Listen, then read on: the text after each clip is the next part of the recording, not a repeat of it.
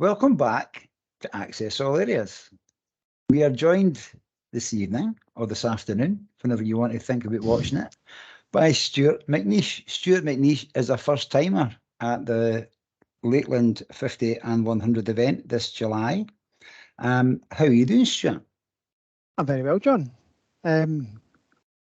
It's getting very close. I'm getting a wee bit apprehensive. I'm quite excited though. So looking forward to it. Well, we're very happy to be here. We're excited to hear all about that apprehensiveness and excitement and that buzz that you've got. But my first question is, what even attracted you to enter the Lakeland event? Oh, what did? Like for a good few, probably 4 years, I'd become quite obsessed with another more local event in the West Highland Way race. And as I trained for that, I became aware of the Lakeland event, met a few folk who'd completed it. Sounded pretty epic, to be honest, and sort of made a mental note that's something I should be looking at once I get this West Highland Way race itch scratched. I know a number of hardy souls that I'd consider more proficient runners than me that have tried and for various reasons haven't been able to get through it, and that made it feel even more attractive. What is this beast of a race that I keep hearing about that these folk are toughing it out on, or are coming back and saying that was the hardest thing I've ever done? I just thought this seems like something I quite fancy. This seems like another challenge, the next logical step from the West Highland Way. Again, it's in a part of the world I know nothing about as well, I must say. Again, this kind of adds to the sense of adventure of going on a wee quest, so to speak, around an area that I just really haven't been in up until the recce's relatively recently. Clearly I know of the Lake District, but I've not spent any time there at all. So when people start bandying around names around the Lake District, it goes in one ear and straight out the other. It means absolutely nothing to me. In the same way that when people talk about Monroes that they've been up and they use the Gaelic names for them, as soon as I've heard it, I've forgotten it. And I'm trying my best to stop doing that for the Lake District. I've been poring over the map, trying to get a bit better at it. But I'll be honest, it still gives me butterflies thinking about actually even attempting this, which means it must be something that I should be doing, that I should be pushing myself to doing. But other races I've done, I've always had a fair amount of confidence that I'll somehow get there. But this is one that I've got, I don't know, it's 50-50. I don't even know if I can do this or not, but I'm erring on the positive side at the moment. Just to be brutally honest again, I applied for the race thinking I won't get a place first time applying for it, and then you get the email and I thought, oh, no, what have I done? No. And then set about trying to get focused on it. But that's a very long-winded way of, I suppose, saying why did I fancy it? It just felt like a big challenge, and I like a challenge. Brilliant. And I think part of the appeal is that not knowing how it's going to pan out. Somehow there's that almost sadistic side to ourselves about pushing ourselves to these outer limits of what we're comfortable with, isn't it? And that's right. There's a lot that can go wrong there, isn't there? Oh, God, I've done it all wrong. Let's just clarify though, West Highland Way, 95, 96 miles. So It's the Lakeland 100 event you're taking part in, yeah? It is, yeah. Cool. Okay. Decided to rip the band-aid off and just go straight to the 100. Quick test, Stu. Rattle off a few of the Lake names you've learned in the last 6 months. I would have to think back to the various recce's. I know where it starts. It starts from Coniston, which is somewhere down the bottom. Good start. We do amble up we go via Buttermere, I'm sure. Don't think we quite get to Penrith. Dalemain comes to mind. Got to Ambleside. And then somewhere there's a big chunk I'm missing that we somehow get back to Coniston. But there's other I remember somebody asked somebody on Sunday during one of the recce's, where broadly where am I in the world at the moment? I couldn't point it in a map, but then they rattled off quite a few names that I really didn't know. And felt a bit lost and thought I need to get back to that map again. 50% on that particular test, Stuart. It's not bad. I've still got 5 weeks. Thanks for applying for the job. I would like to think that Stuart will know a lot more of them come the first week in August. He'll be a bit more familiar with them then. Why? You know. Why? I hope so. Every one of them will put fucking before it. Aye, that sounds that sounds about right. I only remember the ones. I only remember the ones that were really solar, and that's most of them. You know what I mean? So, but it's a fantastic experience. You've mentioned the West Highland Way, Stuart. Yeah. What's your ultra running experience? I've done a few. I mean, I'm your quintessential big fat guy turned ultra runner, I suppose. So I mean, I was relatively fit as a boy, and then student life and takes over, and bad habits creep in, etc. But I had a bit of an epiphany and realised that I might not see my daughter's later years, and I should start doing something about it. But I think my addictive personality took over at that point, and 10 years later, 5 stones later, here I am daring myself to try and do the Lakeland 100. But I'd certainly done quite a few in the last few years, but really nothing until about 2019. A couple of 50Ks after doing a marathon, then thought I'll tweak it up to the Devil of the Islands at 43 and tweaking it up again to the Great Glen, and I think about 72 miles. And then I did the inaugural Moray 100 back in October 2021 as well. That's the first time I'd kind of got to that distance, but nothing like the elevation here. And then, of course, the West Highland Way was maybe the pinnacle last year. That's something, as I say, I've been a wee bit obsessed about for quite a few years, ever since finding out that people were daft enough to run the whole way, and then and then going along and marshalling at it and seeing it happening, and then a couple of failed attempts because of COVID, and finally got the chance to do it last year. I completed the Triple Crown last year, being all 3 races on the West Highland Way, which was again something I was very keen to do, and I don't think I'll be rushing back to do it, to be honest. It was some fairly sore legs come August time. You've probably seen it plenty if you've done the Triple Crown. You know what I mean? It's you've done that. Can I ask though, the Great Glen's got a fair bit of elevation in it. So was it 70 miles, Great Glen? 71? Yes, it's just it's about 72 miles, and the elevation's probably I can't think. It comes in the second half of that race. Again, it's not quite as much as West Highland Way, obviously, but it's maybe, from memory, maybe 9,000 feet, something like that. So again, I haven't done anything approaching what I'm about to try and undertake. That's where the big fear comes. Yeah. How do I get up these hills? Because there's certainly enough of them. That's the bit that keeps me awake at night, to be honest. The thing that chases me out of bed in the morning to get these hill reps done. Aye, definitely. And where are you doing your training? We'll come on to recce's. You've mentioned recce's, but where are you doing your training?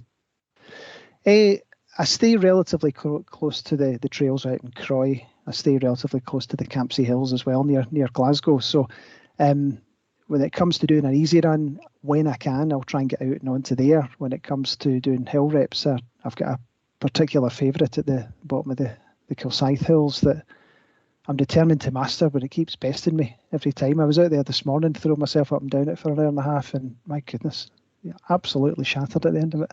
I certainly won't be doing that pace in this on this race. Steady up, fast down.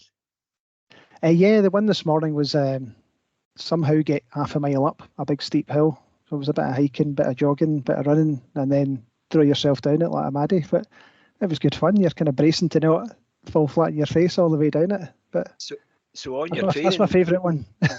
your training, has it been different for how you've approached other ultras? Has it been more loaded towards it's probably, elevation gain? Probably more hilly, shall we say. And I've had to throw in a few very specific ones as well. So try to train with a full pack on quite often. Try to do the long runs with a full pack on to make sure I'm used to that weight, because there's quite a weight and there's quite a lot of stuff you need to carry for very good reasons. I'm not saying that there's anything in there that shouldn't be there, but it's more than I've had to carry in other races of a similar distance. So I've been trying to have that on for the long runs. I've been trying to do stuff with poles. I've been trying to make sure I'm spending a lot of time on some relatively tough terrain. I mean, at the beginning of this year, I'd just come off the back of a marathon block, so it was very much on that canal, just hammering it out, and a lot of speed work. Still a wee bit of speed work being kept in just now, just for more general fitness and to wake me up in the morning. But the majority of what I'm trying to do is getting up and down hills and getting my ankles used to potentially rolling again by staying on some traily terrain. And you've obviously, it's not your first rodeo, okay? So your training block, is it went off well? Is it? Do you know, we're 5 weeks out, so people will be listening just now. Just warning, people will be listening now going, ah, shit, my training's went so good, and he's maybe going to say something different here. So just shut your ears, or actually, that's just normal to think that, regardless of what you've done. But how's yours went, Stu? It's gone to plan. I haven't missed a session yet, or have I? Because I'm sure my coach might be listening in and thinking, yes, you have. But an important one. I haven't missed anything, and I haven't missed an important one yet. It's gone to plan so far. I touch wood, no injuries in quite some time, which is good. I need to get used to running in the heat again. That's been challenging just this last 6 weeks. All of a sudden, it's just kind of hit me when you've done the vast majority of your training wearing Under Armour garments, and all of a sudden you're down to shorts and t-shirt again. It's quite challenging. Try to get used to making sure I drink water and all the rest of it. But no, I would say, Stephen, it's gone all to plan. I haven't got any wee niggles at the moment. As I say, touch wood. I haven't woken up with anything sore in the morning, and I've been able to get it done. So I'm hoping that it's all gonna pay off. I've been just trusting the process, as they say, and I'm telling you, just there are times I wake up in the morning and think, I just can't be bothered. I'm shattered. I've got a long day at work coming, and then I'll just reflect on some of those hills and think, I need to do everything in my power, everything I can control to try and make it not as easy as possible, but as achievable as possible, to somehow get to that finish line.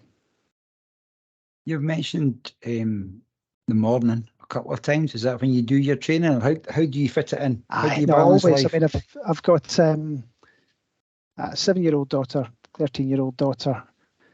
I used to train such that I was at running clubs 2-3 nights a week. I was going out the trails in the evenings. I was away the weekend doing my long runs, and probably about 4 years ago, I thought this is beginning to kind of get in the way of everything. So I had to sort of flip it around, and the best time now is in the very early morning. I'll be out my bed at 5:30, 6 to just go out and do what I need to do, so that I can get back and be available to help in the mornings, and then get off to work myself, to be honest. But there are times when obviously that's quite hard if you've got a lot on during the day and you're trying to scrape yourself back out of bed in the morning. But no, that's what it's become, John. And Saturdays is the sort of time that it's just accepted that I go away and do my long run.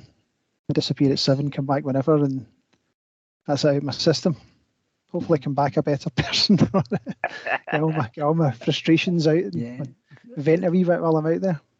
Probably an appropriate time to say another thank you to the supportive people in our lives that let us do these silly things that we enjoy, So, so what time do you go to your bed at night? About 8:30 or something? Well, you'd think. No, there's another challenge. That's something I need to get better at in the run up to this, to be honest. I'd get by on not a great deal of sleep. That's maybe something I should work on. Maybe that would make me a better runner. I'm not in bed till 11 midnight and back up again 5:30, 6 most days. But I'll give myself a wee treat maybe on a Sunday. But apart from that, there's not much sleep going on. Maybe it's good specific race weekend training in it. Aye, specificity. Is the word. Exactly. It wasn't. Well, I can't say it was deliberate, but I'll go with that. Training blocks, training runs. Do you have a coach, or are you doing that yourself? I do. No, I've had a coach for a few years now.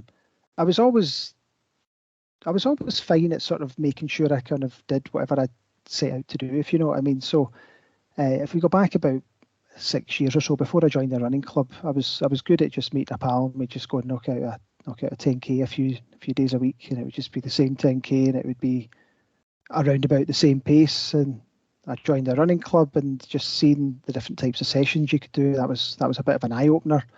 Started to set myself a wee kind of training plan, and wasn't bad at kind of getting it done. But I went along to a training weekend, my only other time in the Lake District actually, with the pylon crew, and I really enjoyed it.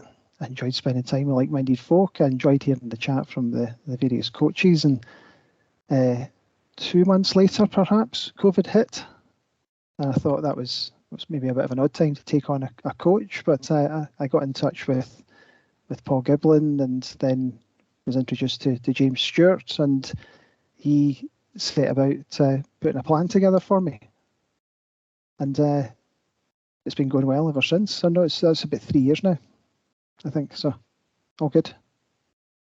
Well, you've got a great coach there, somebody who has achieved a lot in the game himself, and I know that how good he is at passing both his knowledge and wisdom on. So I'm sure it's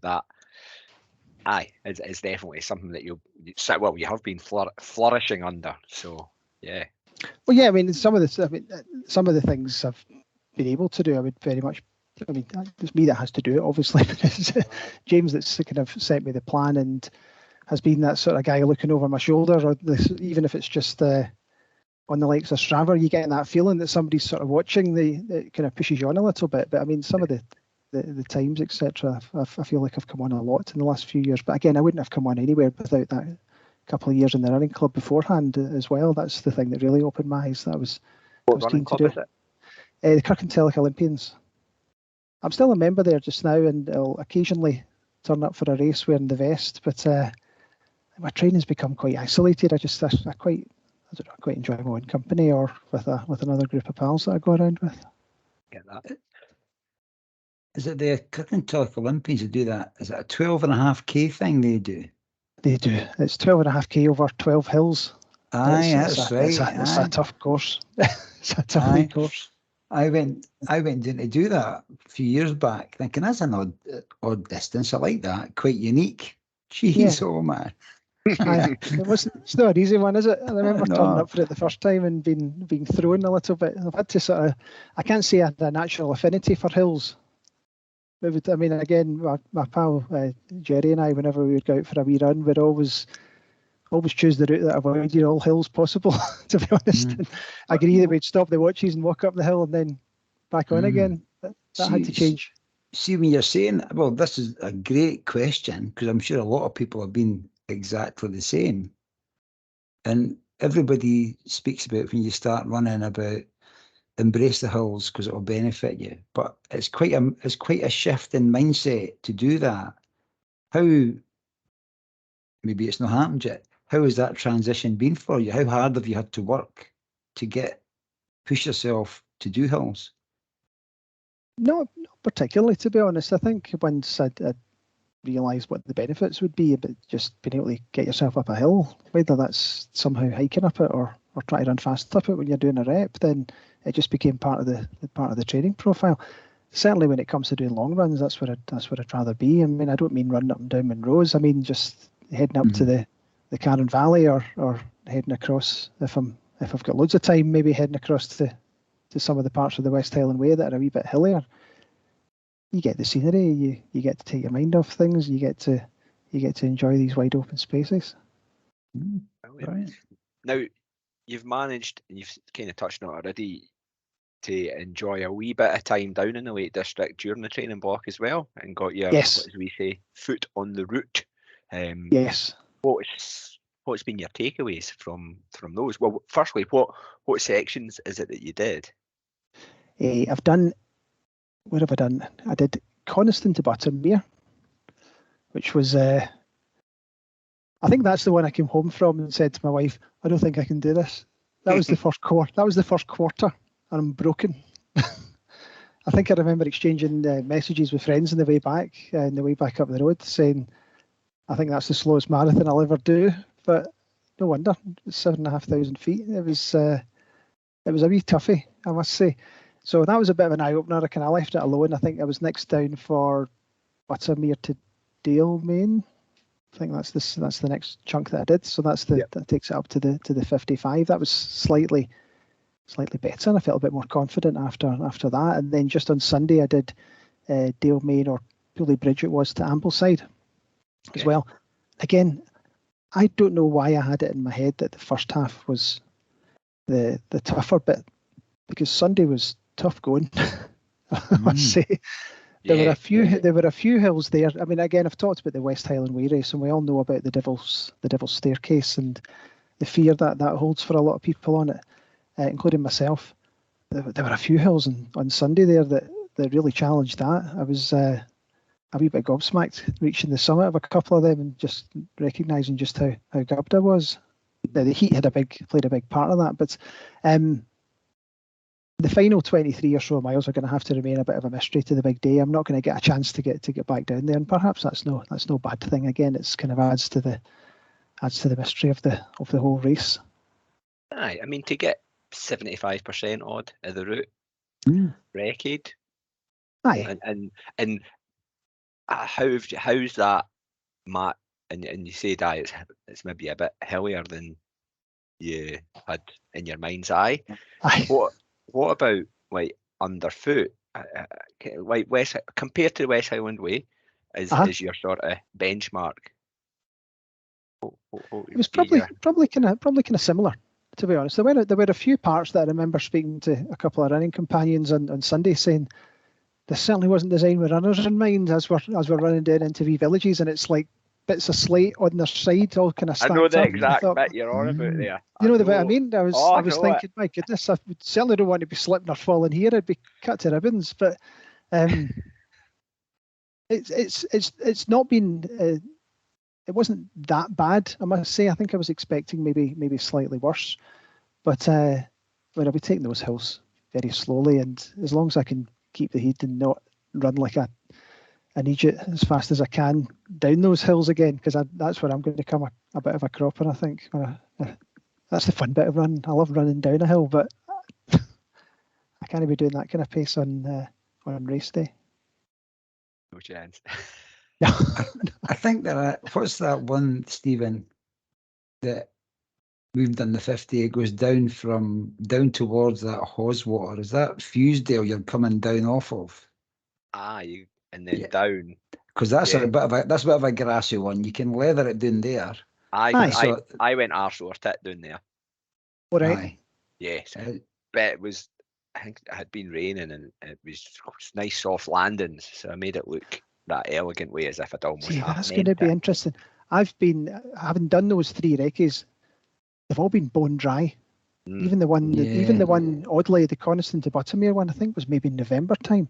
It was about 18 degrees. I turned up with a base layer on, t-shirt, and most of it was off again within about 5 or 6 miles. So I've not seen any of it in the wets. I've not had that sort of challenge. The first year John and I did it was warm year, and there was a lot of people taking advantage, streams, burns as we call them, and dipping their self in, dipping their buff in and putting it on. I'd imagine, given the amount of rainfall that we've had this year, that things will be pretty dried up in terms of the water levels and the water courses. Just for that chunk when I was doing it on Sunday there, that was certainly the case. I mean, the streams were such that I wouldn't be dipping my bottle into them, if you know what I mean. It was just a wee trickle or a puddle even. But I don't know how it's going to go. I keep hearing about this sort of microclimate that appears in the Lake District, that there will be weather of some description. We just don't know what it's going to be like at any point in the course. It's a point of note, though, and we spoke about this recently as well. We spoke about it last week, thinking about how warm it's been, and it's part of your race management about hydration, isn't it? And managing that. So but certainly, I think it's, as you said to Stephen, you've got about 75% of the route relatively familiar with it. You've been on it. That'll definitely be to your benefit. And I'm going to say, I've only done the second half of it, obviously, but I don't think there's anything more challenging than the bits that you've done. But obviously you'll be more tired as you go further on. Aye. You know. Aye. But Well, certainly with regards to elevation and stuff, apart from about 2 miles from the end, or I've maybe heard about 2.5 miles, is a bit I had a few veterans I was running with on Sunday were telling me about Jacob's Ladder and make sure you bring a wee bit of change. And aye. They were just no, they didn't have it up too much. But paper as well. All right, okay, that's probably easier. Yeah, easier and more valuable. I'll see if I can find some pound notes before I less weight in your pack. Aye, that might be better. Yeah, right. Every gram's going to count. Can we speak a wee bit about what you're going to have on your feet? Shoes, what you're going to be wearing?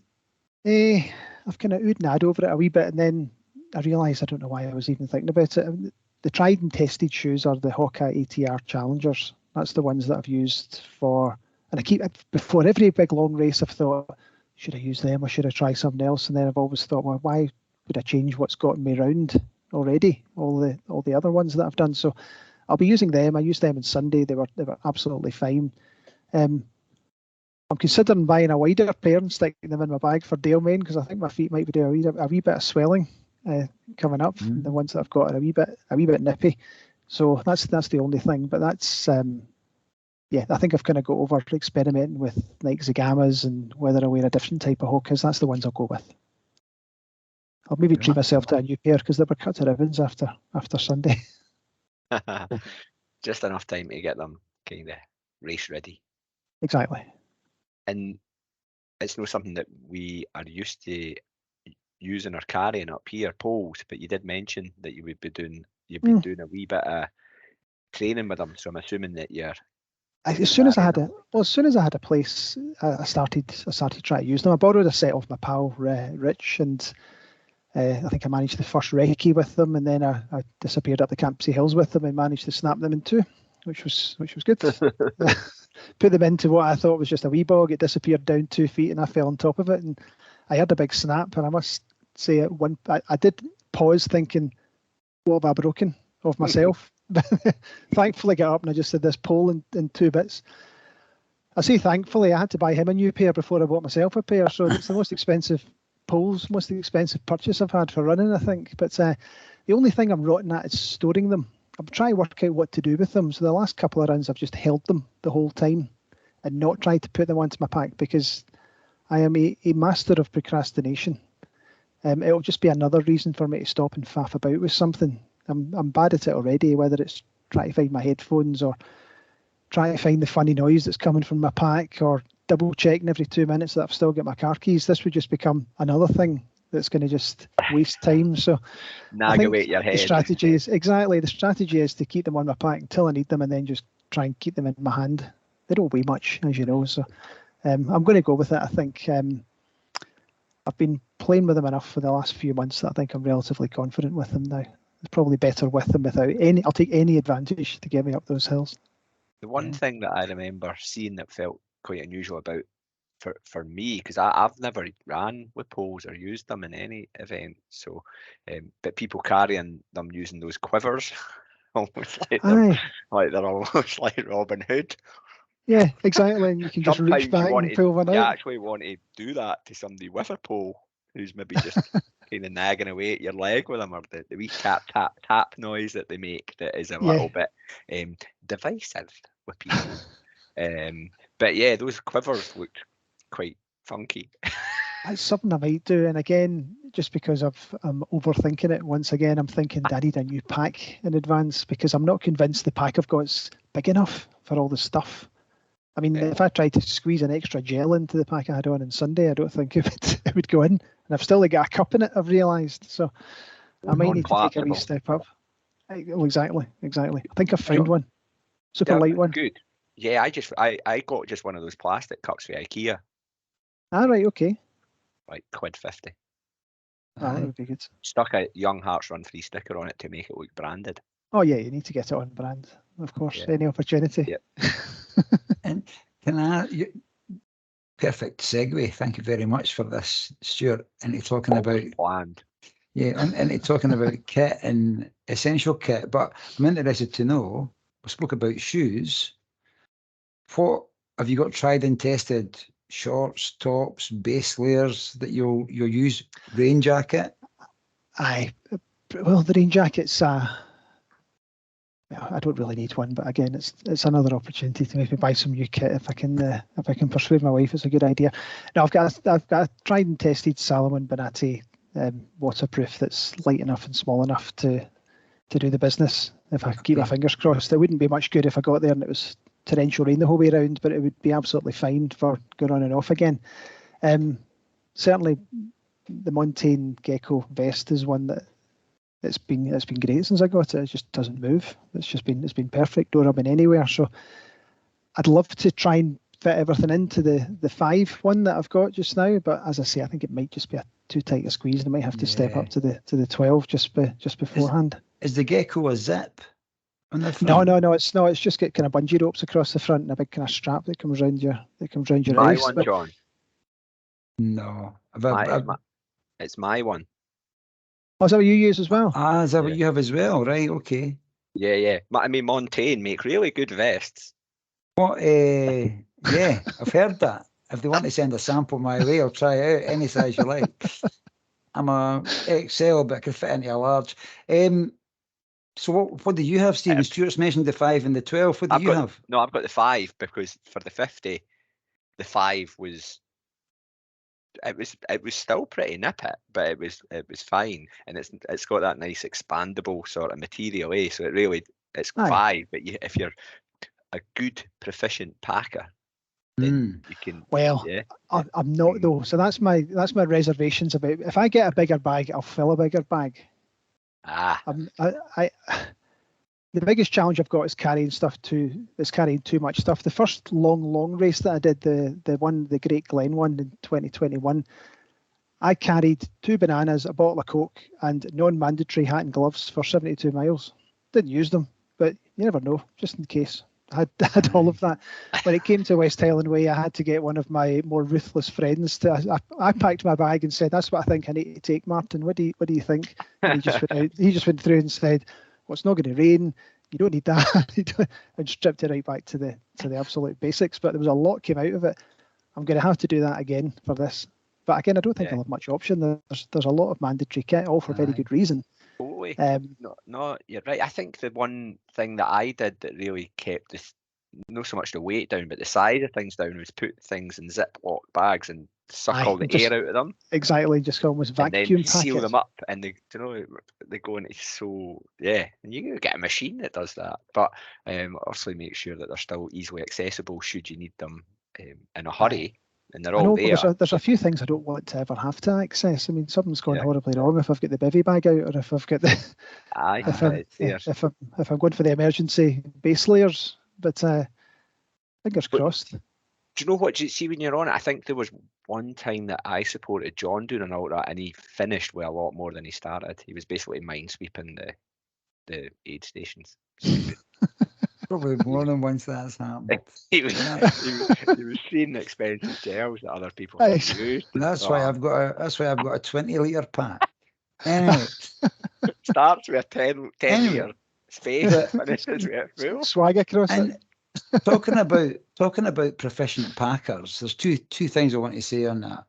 Stephen is a very proficient packer. He even managed to get a wee can of chocolate milk in last year when he was doing it as well, because he knows that's a wee reward and motivator for him later on. So to get that in was brilliant.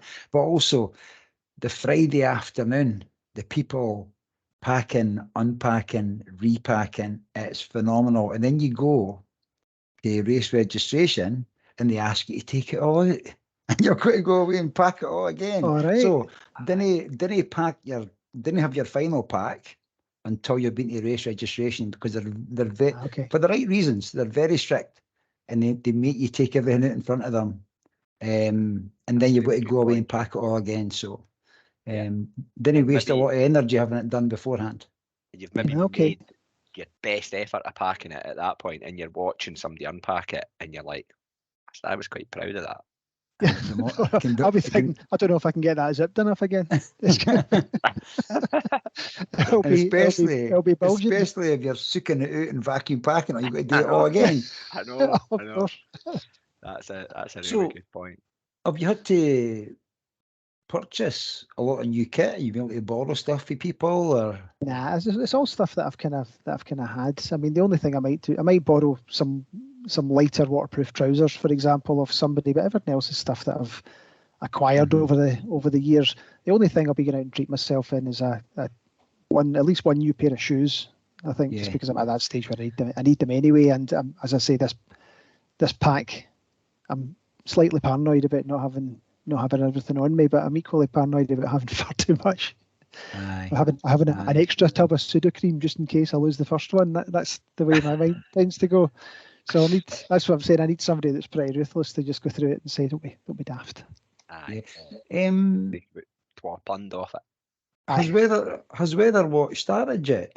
Are we able to access the weather forecast? Too far out yet? I think it's a wee bit too far out. I think maybe next week I can start to look. But I mean, that's not going to tell me much, is it? It's just going to get me paranoid if there's a wee rain cloud sitting there. Yeah. And plus, you run around that big an area. It's almost you need to have about 6 or 7 locations on your weather app. Well, true. It's not just a case of the Lake District. What happens up here in the Lake District doesn't happen down here. Yeah. Much like the rest of the world. Fair point. You look at a weather forecast for Tyndrum and look at one for Fort William on the West Island Way, and it's like 2 different things going on. So. Oh, exactly. My worry is that if I had one great worry, it's that it's just too hot. That'll be every Scottish person's nemesis is the sun, of course. So as a ginger person, then I need to make sure I've got the Factor 50 with me. That's a piece of absolutely mandatory kit that's not on the list. But my biggest challenge is usually drinking. It's usually trying to drink enough. I'll usually start not drinking very much at all for an extended period, and then realise I haven't drank too much, and then overcompensate and drink far too much, and then feel rotten because of it. I'm getting better at that, but that's something I'm going to have to watch. Just drink to thirst and not be too silly with it. And what is it that you use for hydration wise? Active Root. Active Root. So it'll always be Active Root in one bottle and water in the other one at all times. Yeah. I think that's. I don't think I'll be alone in that. I think there'll be quite a few. So a good few sachets of Active Root in the pack. Well, now that you mention it, I never even thought of that. So I've not tried it with all of them in it. So I'll need to pack the bag again and stick about 10 gels and 5 of those in it. And some of your you've got your drop bag at Dalmain as well. I do. So, yeah, there's always that to consider. And that neatly takes us over, John, into nutrition, hydration. Yeah. I was just doing a research there because there's obviously the menu gets revealed about what's going to be at each checkpoint yet, but I don't think that's been revealed yet. I don't see it there. I've not seen it yet, no, but I was delighted to hear of the extent of food that's going to be available at these checkpoints. I mean, I've thankfully never had much of a problem eating when out on any sort of long run. Yeah. I had all sorts going in at last year's West Highland Way race. It was pot noodles and all different sandwiches and everything. But again, pizzas, pastas, hot dogs, etc. That sounds like a treat. It sounds much more cultured than a cheese sandwich and a chicken and mushroom pot noodle. So looking forward to that. I think what you find is there's an array of food at the checkpoints. There'll be something that you'll be able to digest. You know, if you didn't fancy this, there'll be a bit of that over there as well. But just to go back a wee bit, Stephen had mentioned about the drop bag at Dalmain. I think that's a massive thing for the people doing the 100 to have. You could pretty much change everything there if you wanted to. I think you've got the luxury to do that, you know. So make best use of that's what you can. Our most recent guy that we spoke to, Nick, he has a can of Guinness in his pack at Dalmain. I heard. So, I certainly won't be doing that. We'll leave that till the finish. Exactly. Like the coffee infused Guinness now. Yeah. All right. Something like we hit a caffeine as well. That's maybe good bang for your buck. I think I'd be too inclined to just sit down and get comfy. That's the only reason I wouldn't have it in my bag at that point. Definitely. And on top of the well-stocked aid stations, is there anything that you'll be carrying that's almost like a go-to thing? Do you know? The three things that I'll have all the way through will be. I've been using these for the last few months. I think these are the ones I've decided on. The Mountain Fuel Sports Jelly. So it's kind of like just like a gel, really. To be honest, I don't know why it says it's an alternative to a gel. To me, it's a gel, but I like them. They don't taste too bad. I mean, there's no gel you would have on a bit of toast, but I mean, it's probably the closest to it. It's not bad. Preferred flavour? The original natural flavour. Actually, it tastes more like a sort of apricot yogurt. It's just not bad. It's quite nice. I thought it would just taste of chemicals, but no, it tastes quite good. The caffeine one is the preferred one. There's energy blocks. There's these sort of Colombian energy blocks that I tried a good while ago. Steady. They're like, if you can imagine somebody taking 8 fruit pastels and melted them together into a square, it's kind of like that sort of texture, just a kind of thick jelly wrapped in a leaf. Our mutual friend Martin was using them a lot a couple of weeks ago, and they stay down very well. I've used them before and thought I've forgotten all about them, and again had them at the weekend, and I'll use them this weekend for a long run, and I think that's something I can stomach. That's not a gel. If you Google Luchos, if you could try Colombian gel. I wouldn't do that. Not on your work laptop. Luchos energy blocks. Luchos. They're relatively good to me as well. So I've used them a few times, but I think I'm likely to go with them. I'm interested. Do you say wrapped in a leaf? Do you eat the leaf? Yeah. No, you can throw it away. I think that's the thing. I think if you were desperate, I'm pretty sure you could. I don't know what nutritional value it's got, but I don't think there's many carbs in it by the look of it. I'll have that. And the other thing I need to make sure I've got is these salt stick fast chews as well. I need to make sure I'm putting salt in. That's been a bit of a failing in the past. Have you used them before? Do they work for you? I've used them. I've more used the ones that actual capsules, but they look a wee bit medicinal. I've been pulled up at aid stations in the past about, well, what's that? People thinking it's maybe ibuprofen or something. But plus, I've had a bit of a bad experience where I've had a bit of a bad experience when I've gotten to swallow one of them and it gets stuck halfway down my throat and melted, and just ended up retching for the next 5 miles or so. So I don't think I'll be doing that again. Because there's different amounts of salt in these products, isn't there? Because my experience of salt, I think it was the capsules you've just mentioned there, Stuart. I took them. The ones that taste quite nice. I can't remember the taste because I just got. You gave me. Aye. They were actually suppositories. Were they? Aye. Okay. Well, you wouldn't that's why they would have. John. That's why they would have made me so thirsty. But honestly, they're like tranquilizers. Aye. People, I would describe them as the sort of tablets you'd give to a horse. But honestly, I was thirsty for about 3 days after taking 2 of them, and I just I'm done. So I've since used other products now. I didn't worry about that. But salt loss doesn't affect me the same way it affects other people. But if it's something that you're aware of and you're getting cramping and all that sort of stuff, it's something you've got to have as part of your game, eh? Try to become a wee bit more aware of, if you know what I mean. So again, I remember listening, I think it was last week or maybe a couple of weeks ago, I think it was Matt Neal, I think you were talking to, and his tip about just being aware of your body, and if you see an orange light, treat it before it becomes a red light. I thought that was something that sort of stuck with me.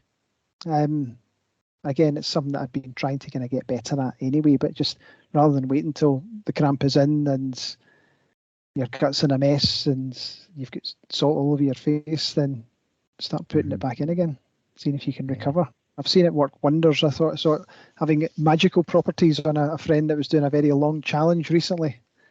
He came back from the death for to complete another 70 miles.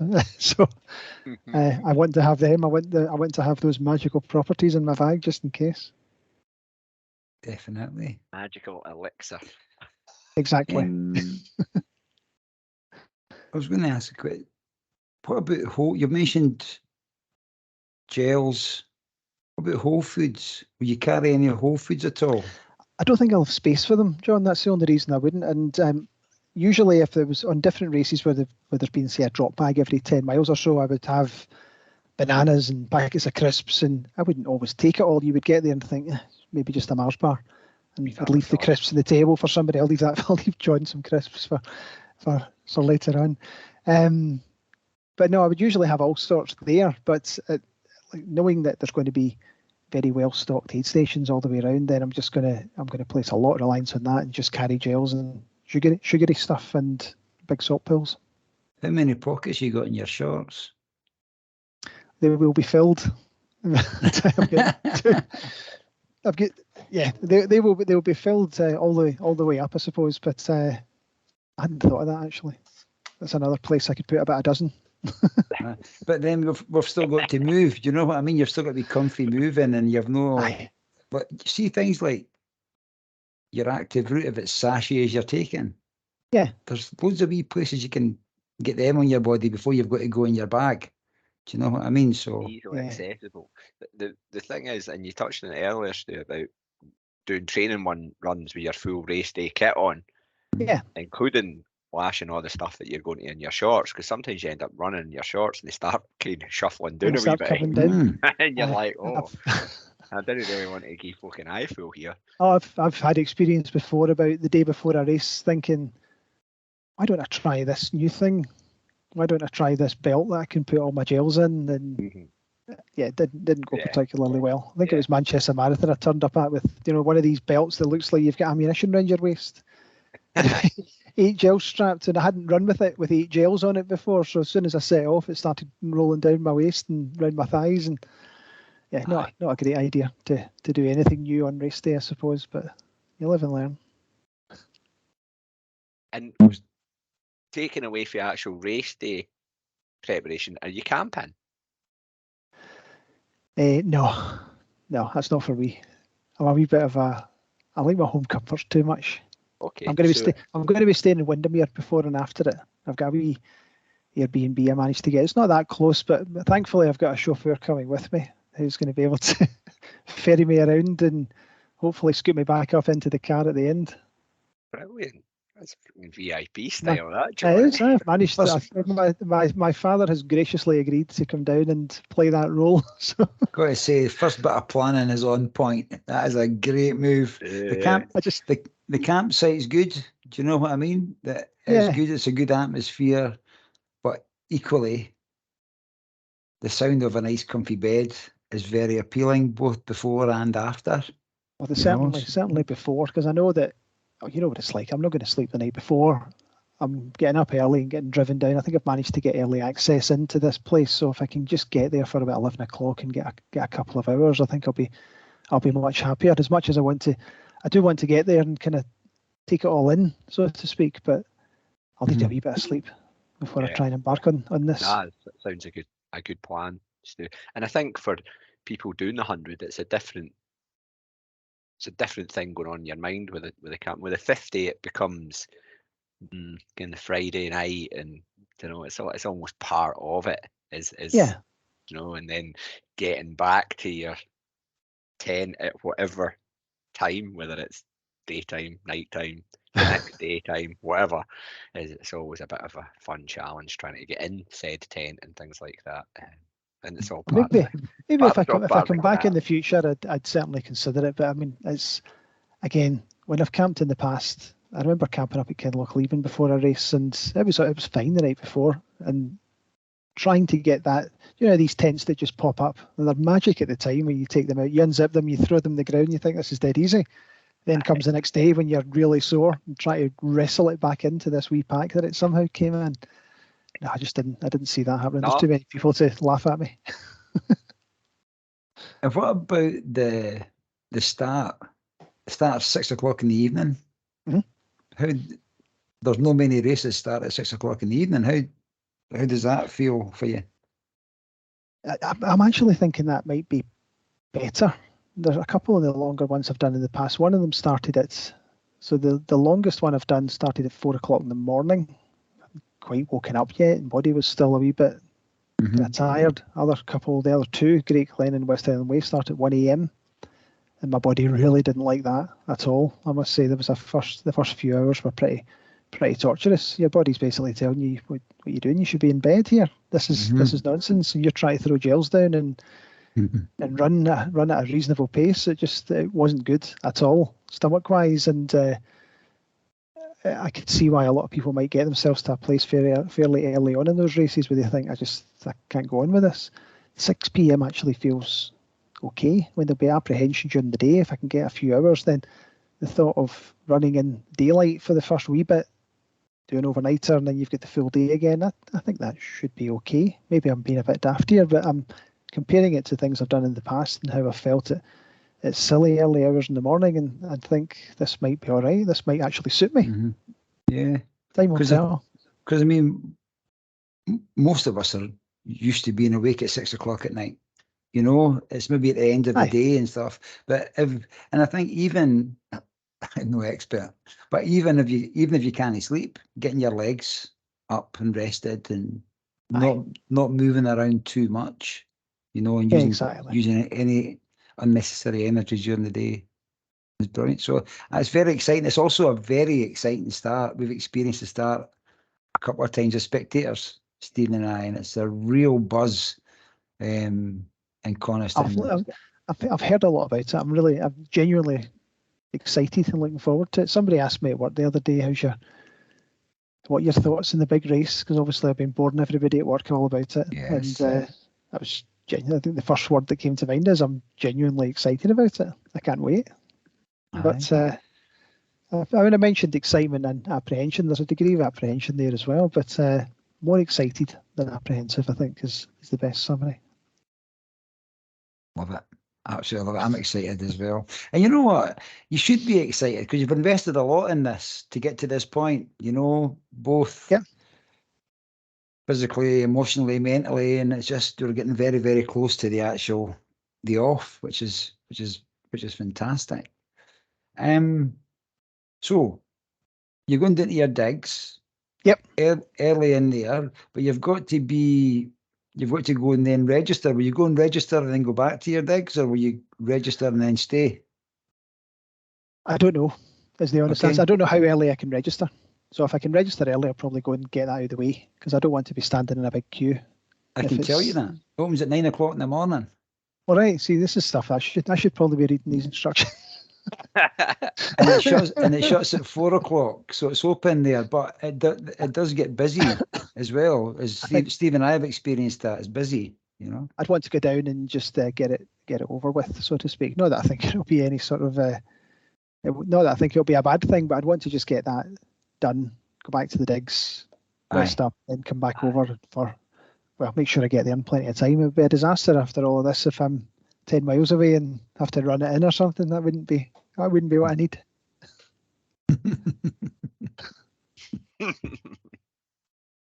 Sorry, my son's just turned up at the window right in front of me, and he's kind of trying to make me laugh and put faces. Well, you should laugh. I'm trying to kind of just usher him away, but he thinks he's playing the goat, as we say. Yes, of course. Sorry for that minor distraction. Stuart, have you had an opportunity to listen to any of the other Access All Area stuff that we put out? I didn't know has there been any others? I thought you were just doing me. We tell everybody they're the first. Exactly. No, I've enjoyed them all. It's really helped to get me to try, if nothing else, to normalise some of these place and hill names. But no, I've enjoyed them all. I mean, I mentioned Matt Neal, and just one of the things that stuck with me again, just be aware of yourself and treat it before it becomes an issue. I've not had many mechanical failures or any real issues with blisters or anything like that during races in the past. But I mean, if it's going to happen, it's going to be here. I haven't seen the state of my feet after each of the recce's compared to doing the full thing on for other races. I think I don't know whether it's the change of terrain or whether it's just been that hot in each of the 3 that I've done. That's been quite eye-opening. Again, just I remember the tip. I think it was Nick Wishart. The tips that he gave on blister control. I would have gone straight to the Compete plasters, to be honest. And wouldn't have given it a thought. That's the first thing I would have pulled out my bag, and just again, that's worth its weight in gold. Just knowing if that comes up. But I also enjoyed listening to the one on with, I think it was Nicky and Morven you had on as well. Again, they gave me a bit of an insight into these checkpoints. I thought it would just be like a wee table with some jelly babies on it or whatever else, but apparently it's so much more. And I think it sounds like I will get the tough love that I know that I need when I go into aid stations. I'm the world champion at fanning about in aid stations, to be honest. If there's a reason to just stay for one more cup of water. No. Are you better? No, we're sitting in the company of the undisputed world champion. All right. Aid station fanning about. So yeah, it has improved. But when I DNF'd at Kentmere, John passed through the aid station a little while after, and I was sitting in there's a wee section where they put the DNFers so that they can make you feel special. And John comes sauntering in to the said special area and just plonked his arse down and sat there for 20 minutes just taking the crack. I think it was to then went again. It was to persuade me to rejoin the race, but you hand in your little tracker thing, and I'd done it. I'd made that decision. Right, okay. So after that, John just entertained us for 20 minutes, and then off he popped up the hill. Away again. Every aid station has a hill right after it. That's a theme, which is a good hill for taking on scran. Sorry, food for anybody unfamiliar. So yeah, that's my first-hand experience of. All right, okay. Yeah. Well, I didn't realise I was in the presence of an actual world champion, so very maybe I could. So. And you know what, Morven and Nicky, they look after the chapel style checkpoint that is quite phenomenal. It seems to just be at the right place at the right time. We've not experienced the checkpoints in the first half of the 100. I'm pretty sure they all feel the same. And big shout out and a thank you to all the volunteers, and as running clubs, I think, take over a lot of them. And my God, they do it well. You know, they do it with gusto. And you're right, they give you some tough love when you need it. But they're all heroes, every one of them. So thank you all to the aid station volunteers. I'll say thank you in advance, because I might be short of words on the day. Certainly coming later. If you are on a checkpoint and you see a gibbering ginger Scottish boy coming in, just put some factor 50 on him and send him on his way. Well, let me something to eat first. Maybe we'll call it a 5-minute maximum. Couple of slices of melon, just throw him, and he's good at doing that, catching it in his mouth. That would be great. Just keep going. Off you pop. I think I could save a good couple of hours if I could do that. That's it. And it all counts at the end, doesn't it, Stephen? Certainly does. All counts at the end. Is it cheeky to ask, but I'm going to ask it anyway, about race expectations? What's your hopes, Stuart? Well, the hope is first and foremost to finish it. I mean, it's all about the finish. I'll cross that line delighted as long as it's within the overall time.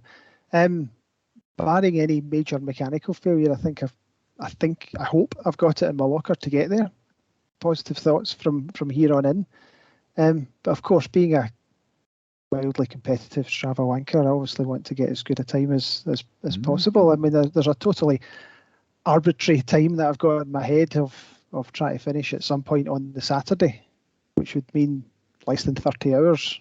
But I'll be delighted to just reach Coniston. If that passes by, I'll roll my eyes and keep going. It's not anything I'm going to lose any sleep over. It is all about the finish. Brilliant. And are you staying down for the weekend? Are you going to the ceremony?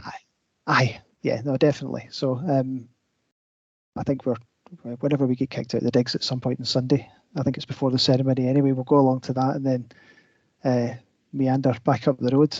I'll certainly not be doing any of the driving, so I'll be getting driven back up the road, I think.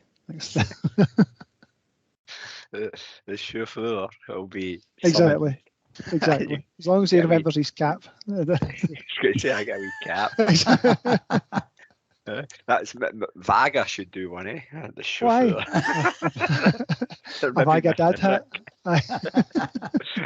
And they're listening in. It'll be there for on sale in July in Coniston. It'll be there. Well, I'll have my full repertoire of Vaga hats with me when I'm down. Brilliant. It's home turf for them. It certainly is. It's their part of the world, isn't it? What, do you wear sunglasses? Is that something you've tried? I took them on Sunday and I wore them mostly on my head, despite the fact the sun was the sun was there the whole time. I wore them for a wee bit, and then there's times that I think I can't see the trail properly and end up tripping over things. So that certainly happened on Sunday as well. I kicked a good few rocks, I think, because I had the sunglasses on. But no, I'll have them. It's just the usual Gooder sunglasses. I seem to go through quite a lot of them because I've got a tendency to get sun cream on them, and all of a sudden it seems to melt the lenses a wee bit.